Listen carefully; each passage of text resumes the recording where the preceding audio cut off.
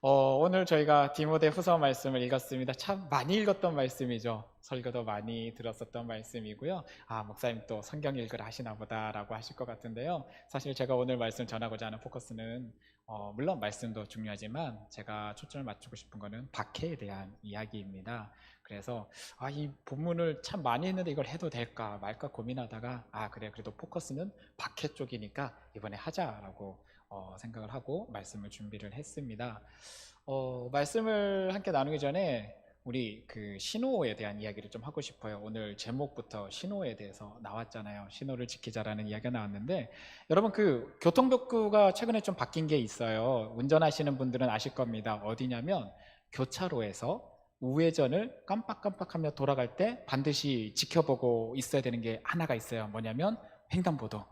네, 횡단보도에 있는 그 인도자 관련된 그 횡단보도 신호가 파란불에서 빨간불로 변하기 전까지는 운전자가 그 횡단보도를 지나가도 될까요? 안 될까요? 네, 여기서부터 또 헷갈리기 시작하시죠. 이전에는 사실 사람이 없고 그리고 상황에 따라서 이렇게 얼마든지 운전자 요령에 따라서 갈 수 있었지만 이제는 법규가 바뀌어서 녹색 그 횡단보도의 신호가 보행자 신호가 녹색불일 때는 못 건너가도록 법규가 바뀌어 있습니다. 그만큼 그 자리에서 사고가 많이 나기 때문에 법규로 그렇게 바뀌었대요. 그래서 운전자분들에게 특별히 유의하시라고 꼭 보험을 보험사에서 끊임없이 광고를 하고 유튜브에서도 광고가 많이 하고 있습니다. 근데 여러분 막상 운전하시는 분들은 아실 거예요. 이 항상성이란 게 있어서 운전하던 습관이 있다 보니까 왠지 그 앞에 가면은 사람이 없으면 지나가고 싶어져요. 그렇죠. 이거 지나가야 될까 말아야 될까 고민하다가 하고 있는데 뒤에서 빵 소리 한 번 나면 어떻게 하나요? 바로 지나가 버리죠. 이게 참 그렇더라고요. 빵빵거려도 아무렇지도 않게 버티면서 나는 교통법규를 지키면서 안전을 위해서 멈출 거야 하면서 있어야 되는데 이게 또 막상 운전하시던 분들은 이전에 하던 습관이 있다 보니까 이게 쉽지가 않더라고요. 그래도 이제는 지켜야 될 것 같아요. 안전을 위해서 법규가 변경이 되었고 생명을 살리기 위해서 이런 법규가 지정이 되었으니까 이제는 그 생명을 살리기 위해서라도 우리는 이 법규를 잘 지켜주시기를 부탁을 드립니다. 그런 관점에서 좀 볼게요. 여러분, 이전의 법과 이후의 법은 바뀌었습니다. 바뀌었고 바뀐 이유도 생명을 살리기 위해서 바뀌었어요. 이러면 이 생명을 살리기 위해서 그 안에서 지켜나가야 되는데 뒤에서 끊임없이 빵빵빵거리면서 비키라고 빨리 지나가라고 할 때 여러분은 어떤 선택을 하시겠습니까? 어떤 결단으로 운전을 하시겠습니까? 여기서부터 오늘 질문을 시작하고 싶었습니다. 여러분, 우리가 교통법규 하나도 지켜나가는데 이렇게 마음속에 갈등을 하는데요. 세상을 살아가다 보니까 우리가 복음을 따라서 살아가야 된다는 거 너무나 잘 알고 있습니다. 말씀을 따라서 살아야 되는 것도 너무나 잘 알고 있죠. 그런데 세상은 우리가 말씀을 따라 살아가려고 하고 복음의 말씀을 어떻게든 순종하고 지켜나가려고 몸부림치면 칠수록 우리에게 빵빵거립니다. 비키라고 어리석게 왜 그러고 있냐고 손가락질하죠. 사도 바울이 아들같이 사랑하는 디모데에게 그가 사역하고 있는 현장 속에서 복음을 전하는 그 사역을 함에 있어서 지도해주고 알려주기 위해서 디모데 전후서를 쓰면서 이 상황에 대해서 자신이 경험한 그 바탕으로 언급을 하기 시작을 합니다. 오늘 본문 말씀 12절 말씀부터 한번 다시 같이 읽어보기를 원합니다. 12절 말씀입니다. 우리 한번 같이 읽겠습니다. 시작. 무릇 그리스도 예수 안에서 경건하게 살고자 하는 자는 박해를 받으리라. 아멘. 여러분은 사도 바울이 자신의 경험 속에서 이야기를 하는데 뭐라고 하나요? 그리스도 예수 안에서 어떻게 살고자 하는 자는요? 경건하게 살고자 하는 자는 무엇을 받는다고요? 박해를. 여러분 기뻐하십시오. 여러분 삶 속에 박해가 있다면 여러분은 경건하게 살으신 겁니다. 사도 바울이 경험한 게 이거였어요. 경건하게 살려고 몸부림치면 칠수록 세상이 박해하는구나 라는 것을 경험합니다. 여러분 사실 사도 바울은 어떤 사람인가요? 오히려 박해하던 사람입니다. 박해를 받는 게 아니라 박해를 하던 사람인데 이 사람의 입에서 나오는 고백이 경건하게 살려고 몸부림쳤더니 박해를 받았다라고 고백을 하죠. 다메섹 도상에서 예수 그리스도를 만나고 이전에 자신이 지키고 나가던 그 율법의 기준에서 예수 그리스도의 십자가 복음으로 모든 삶의 기준이 체계가 변화되고 났더니 이제는 그의 삶도 박해를 하는 자의 삶에서 박해를 받는 자의 삶으로 변화된 것을 보게 합니다. 박해를 받는 삶, 사실 경건의 삶, 신앙의 삶은 박해를 받는 삶입니다. 여러분, 이 사실이 충격적으로 받아들여지십니까? 기독교 역사 안에서 초대교회 때부터 지금까지요, 기독교 역사는 결단코 박해가 없는 시대는 없었습니다. 항상 박해는 있어 왔었습니다. 평안하게 보였을지라도 끊임없는 박해들은 있었습니다. 사도 바울은 이렇게까지 박해를 받을지라도 어떻게든 경건의 삶을 살려고 몸부림쳤는데, 그렇다면 여기서 질문을 하나 하고 싶어요. 사도 바울이 말하는 경건의 삶은 어떤 삶이었을까요?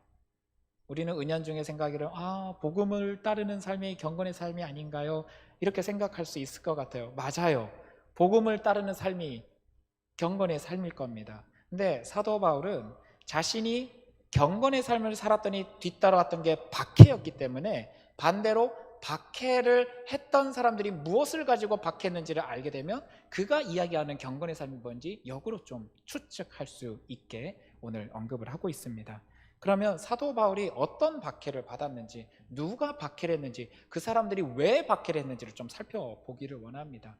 오늘 본문 말씀은 아니지만 11절 말씀에 사도 바울이 받았던 박해에 대해서 잠깐 언급을 하고 있어요. 11절 말씀, 우리 성경 말씀을 한번 조금 읽어보기를 원합니다. 11절 말씀 한번 같이 읽어보겠습니다. 시작. 박해를 받음과 고난과 또한 안디옥과 이고니온과 루스드라에서 당한 일과 어떠한 박해를 받은 것을 네가 과연 보고 알았거니와 주께서 이 모든 것 가운데서 나를 건지셨느니라. 아멘. 사도 바울이 디모데에게 자신의 삶을 통해서, 신앙적인 기준을 통해서 여러 가지 이 신앙적 그리고 목회적인 관점에 많은 가르침들을 가르쳐 주고 있습니다. 10절에서 11절 말씀이 사도 바울의 전체의 삶을 가지고 자신이 터득하고 알게 된 여러 가지 목회의 지혜들, 그리고 목회자로서 가져야 될 여러 가지 성품들과 다양한 상황들을 설명해 주고 있는데, 특별히 이고니온이라는 지역, 안디옥과, 여기서 말하는 안디옥은 비시디아 안디옥을 말합니다. 그리고 이고니온, 루스드라에서 당했던 일을 언급을 하면서 박해가, 이들이 했던 그 박해가 매우 대표적인 박해였다는 것을 알게 합니다.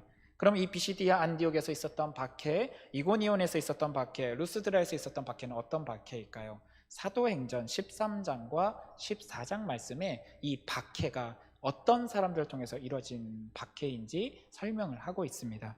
우리 사도행전 13장 50절에서 51절 말씀을 먼저 한번 살펴보도록 하겠습니다. 위에 자막 띄워주셨고요. 우리 함께 읽어보도록 하겠습니다. 시작. 이에 유대인들이 경건한 귀부인들과 그 신의 유력자들을 선동하여 바울과 바나바를 박해하게 하여 그 지역에서 쫓아내니 두 사람이 그들을 향하여 발에 티끌을 떨어버리고 이고니온으로 가거늘.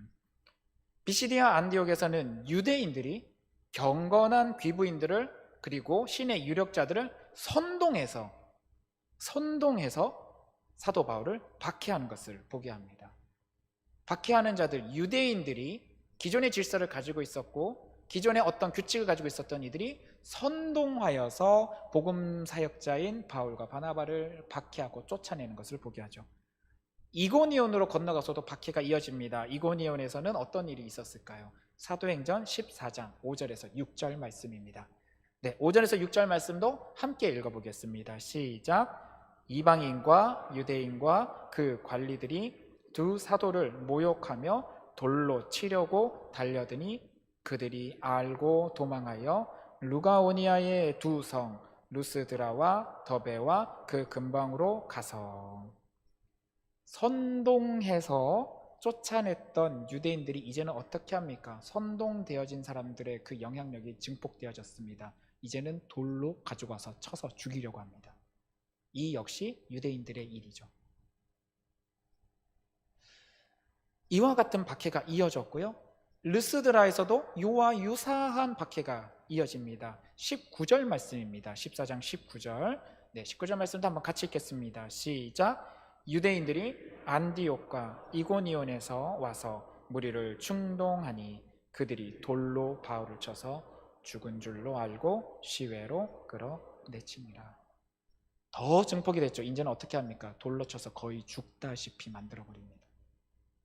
이건 역시 유대인들이 선동하여서 이제는 쫓아와서 잡아서 죽이는 수준까지 옵니다. 박해를 받는데 그 정도가 점점 심해지고 강화되고 쫓아오는 것까지 보게 합니다. 경건의 삶을 살아가려고 몸부림친 바울이고 예수의 십자가의 복음을 알고 부활의 복음을 알게 된 사도 바울이 이제는 구약의 율법의 역사 속에서 이제는 신약의 예수 그리스도의 이 생명의 복음을 전했는데 유대인들은 그런 복음을 전하는 사도 바울을 끝까지 쫓아와서 돌로 쳐 죽이려는 모습을 보이게 되죠. 그가 받았던 박해, 그가 이야기했던 경건의 삶은 결국 십자가의 복음, 부활의 복음을 전하는 복음 사역자의 삶 속에서 오는 박해였습니다. 오늘 12절, 우리 본문 12절에서 말하고 있는 그리스도 예수 안에서 경건하게 살고자 하는 박해, 경건하게 살고자 할 때 받게 되는 박해, 예수 그리스도 안에서 그 십자가와 부활의 복음, 그 복음을 따르는 삶을 살아가는 삶의 현장 속에서 오는 박해, 이 박해를 오늘 사도 바울이 이야기하면서 여러분이 박해받고 있다는 것은 바로 복음 사역에 힘쓰고 있다는 것을 반증하는 증거로 우리에게 나타내고 있습니다. 여러분, 세상 속에서 교회가 박해받고 있다고 생각이 되십니까? 우리가 그만큼 복음 사역을 열심히 해왔다는 겁니다. 세상 가운데, 어둠 가운데 죽어가는 저들에게 복음 사역을 몸부림치면 칠수록 세상은 다시금 그 악한 세력을 강화시키기 위하여 복음 사역자들을, 복음을 전하는 이들을, 생명의 복음을 따라 경건의 삶을 살아가는 그리스도인들을 박해하려고 몸부림칩니다. 이게 사도 바울이 설명하고 있는 세상과 박해받는 그리스도인의 관계입니다. 13절 말씀에 이 부분에 대해서 좀 더 강화해서 이야기를 하고 있습니다. 어떤 강화이냐면요, 바로 그렇게 우리를 박해하는, 경건한 삶을 살아가는 이를 박해하는 이들이 어떤 존재들인지를 설명해 주기 시작합니다. 13절 말씀 한번 같이 읽어보겠습니다. 본문 13절 말씀입니다. 시작. 악한 사람들과 속이는 자들은 더욱 악하여져서 속이기도 하고 속기도 하나니. 여러분, 박해했던 유대인들은 율법에 정통했었던 사람들이죠. 율법에 정통했었던 이 사람들이 사실 복음을 전해졌을 때 하나님의 말씀, 하나님의 약속이 이루어졌다는 것을 알고 복음을 받아들이고 더 하나님의 나라를 위하여 증폭될 것 같고 더 큰 역사가 나타날 것 같은데 전혀 그렇지 않습니다. 그들은 복음을 거부하고 그리고 속여가기 시작을 합니다. 오직 율법만이 구원을 받게 한다라고. 그러나 하나님의 약속은 어떤 건가요? 예수 그리스도만이 생명이요 구원의 길이라는 것을 선언하고 있잖아요. 세상은 이런 유대인들과 같이, 율법을 강조하는 이들과 같이 이 세상 가운데서 그리스도인들에게 이야기합니다. 꼭 복음만이, 꼭 십자가만이 구원의 길은 아니야 라고 속이기 시작을 합니다. 이미 오랜 역사 안에서 속여오기 시작했고 지금도 속이고 있습니다. 그런데 여기서 한 단계 더 나가죠. 어떻게 하냐면요, 더욱 악해져서 속이는데 속이는 걸로 끝이 아니라 스스로도 속기까지 한다고 합니다. 무슨 말일까요? 스스로를 속여가면서까지 이것이 진실이라고 이야기하면서 그리스도인들을 유혹한다는 거죠. 여러분, 이런 모습이 없을 것 같나요? 제가 한 가지만 이야기해 볼게요. 여러분, 사기꾼이 사기칠 때요, 그냥 사기치는 게 아닙니다. 먼저는 자기 스스로가 이 사기치려는 내용이 사실이라고 믿도록 스스로를 속여야 됩니다. 그래야 어떤 상황이 와도 이게 진짜이다라는 것처럼 말을 하고 표현을 하죠. 사기꾼이 이 정도의 진실성이 없으면 여러분 안 속아 넘어갑니다. 그래서 사기꾼은 스스로를 속입니다. 내가 알고 있는 이 사실이 진짜라고 스스로를 속이면서 많은 사람들을 같이 속여 들어가야 그들이 진짜인 것처럼 믿고 따라오게 되죠. 이와 같이 악한 사람들은 사랑하는 그리스도인들을 속여가면서 그들이 복음의 역사에서 벗어나게 만들고 심지어 자기 스스로를 속여가면서 더 악한 길을 향해서 나아가는 것, 그게 세상이 이야기하는 겁니다. 그러면 세상에서 우리 그리스도인들을 속일 때는 어떤 식으로 속여 들어갈까요? 처음에 간단하게는 십자가만이 구원이 아니다 에서부터 시작해서 이제는 세상 속에서 그 정도는 충분히 허용된다는 것처럼 이야기를 바꿔가기 시작하죠. 그리스도인들이 세상과 타협하는 게 하루 이틀 일이 아닙니다. 기독교 역사, 오랜 역사 안에서 끊임없이 타협합니다. 이 정도는 괜찮아. 이 정도는 할 수 있어. 이 정도는 구원에 있어서 큰 문제가 없어. 여러분, 세상과의 타협은요, 그 옛날 아담과 하와 때부터 세상과 타협을 해왔잖아요. 반드시 죽는다, 죽을까 하노라. 얼마나 타협을 잘합니까? 그래서 우리는 참 타협의 어떤 선수들인 것 같아요. 너무 타협을 잘하죠. 스스로에게도 스스로의 타협으로 많은 것들을 잃어버리는 것 같습니다. 이게 우리의 모습입니다. 근데 성경은 분명하게 이야기하죠. 타협이 아니라 스스로를 돌보고 가꾸라라고 이야기합니다. 시편 119편 9절 말씀 한번 같이 살펴보기를 원합니다. 시편 119편 9절 말씀인데요, 제가 좀 특별하게 부탁을 드렸습니다. 개역 한글판으로 좀 해달라고. 우리 옛날 성경이죠. 개역 한글판으로 좀 해달라고 부탁을 했는데요, 지금 있는 성경책에서 시편 119편 9절 말씀을 펴서 보실 수 있는 분들은 좀 같이 펴주시고요, 개역 한글판으로 한번 같이 읽어보기를 원합니다. 우리 같이 한번 읽어보겠습니다. 자막 보시고 읽겠습니다. 시작. 청년이 무엇으로 그 행실을 깨끗게 하리이까? 주의 말씀을 따라 삼갈 것이니이다. 아멘. 개역 개정에서는 주의 말씀만 지킬 따름입니다 라고 이야기를 하고 있습니다. 주의 말씀만 지키는 것. 한글판에서는 말씀을 따라서 삼갈 것이라는 것. 삼가하다라는 이 표현이 저는 너무나 익숙한 표현이고 이게 너무나 와닿아서 사실 이 말씀을 같이 읽자라고 했습니다. 사실 어쩌면 여러분이 더 익숙할 수도 있을 것 같아요. 옛날에 이 말씀으로 많이 외웠고 암송했었으니까 그랬을 것 같은데요, 삼가하다라는 게 어떤 말인가요? 몸가짐이나 언행을 조심하다입니다. 복음을 따르는 사람들이, 하나님의 말씀을 따르는 사람들이 행동하는 것과 말하는 것을 조심하고 스스로를 돌보지 않으면 경건의 삶은 무너집니다. 여러분, 복음을 따르는 경건의 삶이요, 내 행동과 내 말에서부터 바꾸지 못하고, 물론 우리의 중심을 바꿔야 된다는 건 다 압니다. 중심을 바꿔야 되는 건 당연한 일이죠. 그러나 내 겉모습도 바꾸지 못하는데 중심을 어떻게 바꿀까요? 여러분의 겉모습을 먼저 바꿔나가야 됩니다. 저도 제 겉모습을 바꿔나가야 됩니다. 제가 하는 행동, 제가 하는 말, 행여라도 이런 행동과 이런 말이 누군가에게 상처가 되거나 아픔이 되는 말이고, 그리스도의 본을 보이지 못하는 모습들이고, 하나님의 영광을 보이지 못하는 언행, 그런 모습이라면 과감히 바꿔야겠죠. 이게 우리가 해야 될 일입니다. 복음을 따르고 복음을 우리 몸에 체화시켜서 나가는 이들이기 때문에 그런 모습으로 우리를 바꿔나가는 것, 그게 경건을 따르는 삶의 모습일 겁니다. 이런 삶의 모습 속에서, 우리의 모습들 속에서 그렇게 살아도 세상은 너무 악하다 보니까 이제는 그런 언행을 조심하는 삶의 모습만을 보고서도 비꼬고 조롱하는 이런 세상의 모습들이 나타나고 있습니다. 여러분, 다시 한번 이야기합니다. 박해받고 있습니까? 우리가 복음을 따르는 삶을 살고 있는 것입니다. 우리는 이 사실을 항상 잊지 않고 내가 경건을 위하여 나의 행동과 말을 조심하고 스스로를 가꾸고 있음에도 불구하고 조롱이 오고 옆에서 어떤 소리가 들린다면 여러분 스스로 기쁜 마음을 가지시기 바랍니다. 나는 세상을 이겨내고 있어. 나는 복음 따라서 열심히 살고 있어. 내가 세상으로부터 경건한 삶을 살고 있다는 것을 오히려 인정받고 있구나, 이렇게 생각해 주시기를 부탁을 드립니다. 그러면 이러한 세상 속에서, 이러한 삶 속에서 우리가 조금이라도 더 복음에 대해서 알아가고 배워가고 우리의 삶을 이끌어 나가야 될 것입니다. 아까 이야기했었죠. 속이는 자, 악한 자들은 스스로를 속여가면서까지 우리를 무너뜨리게 하려고 한다고요.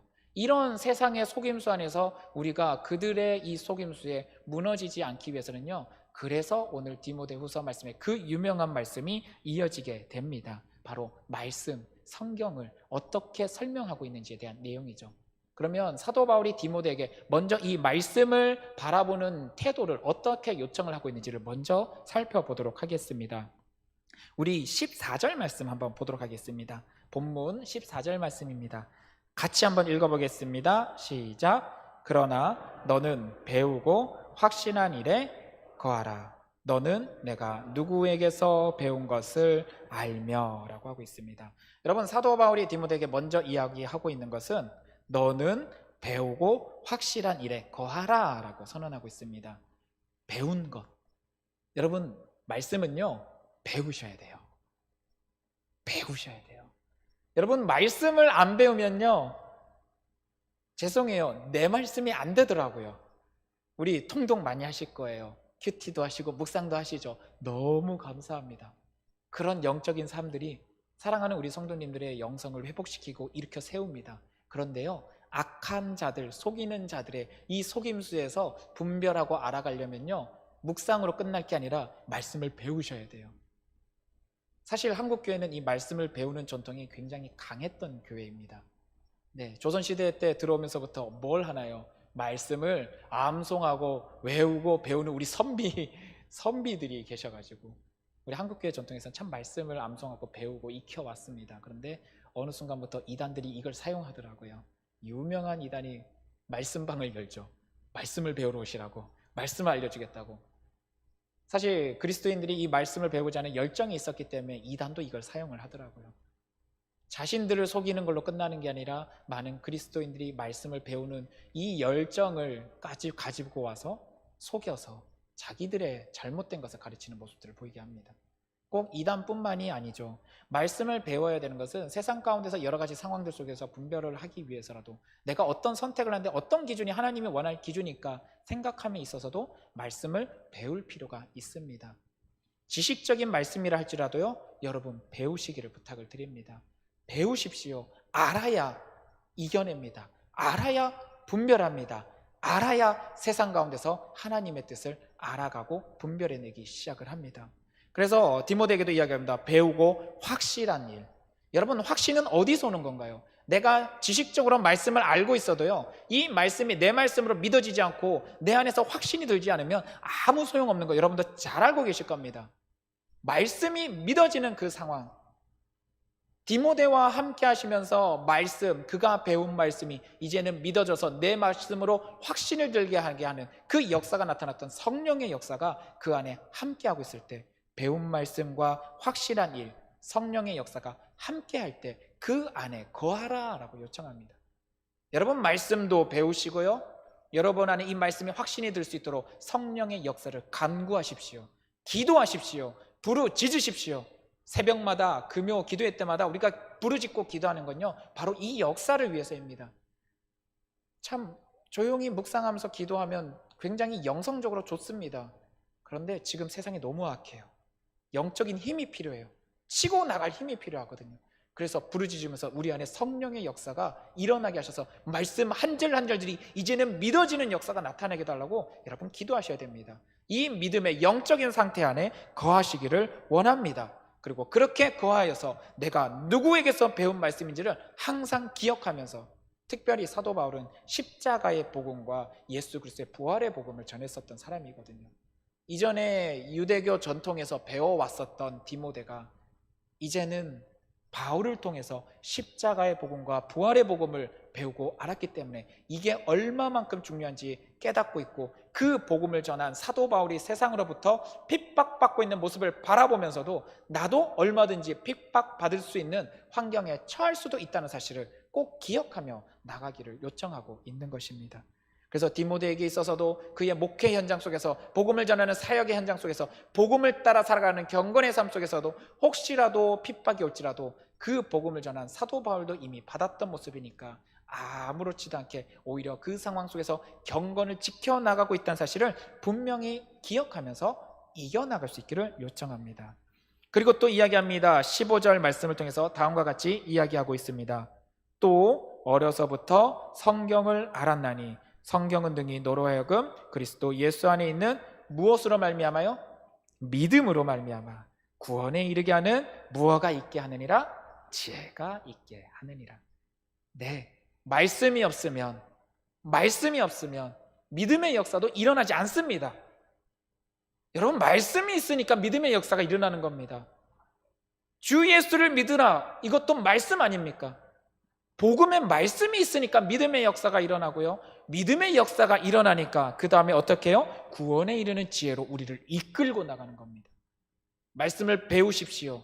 그 말씀이 우리 안에서 믿음의 역사를 일어나게 하는 그 성령의 역사를 간구하십시오. 그 역사가 충만할 때 이제는 우리가 오늘 이야기하고 있는 경건의 삶, 구원에 이르게 하는 그 지혜에 아버지께서 주신 영적인 지혜로운 삶의 영역으로 우리를 끌고 가신다는 것을 우리는 오늘 말씀을 통해서 알게 됩니다. 어려서부터 배운 성경 말씀. 여러분, 여기서 한 가지 질문을 하고 싶어요. 여러분, 그 어려서부터 디모데는 말씀을 배웠는데요, 여러분도 어려서부터 말씀 배우셨을 겁니다. 그럼 여러분의 자녀는요? 지금 어려서부터 말씀을 배우고 있습니까? 우리 영상을 통해서 예배드리고 계시는 많은 그리스도인 성도님들, 여러분의 자녀는 지금 어려서부터 말씀을 배우고 있습니까?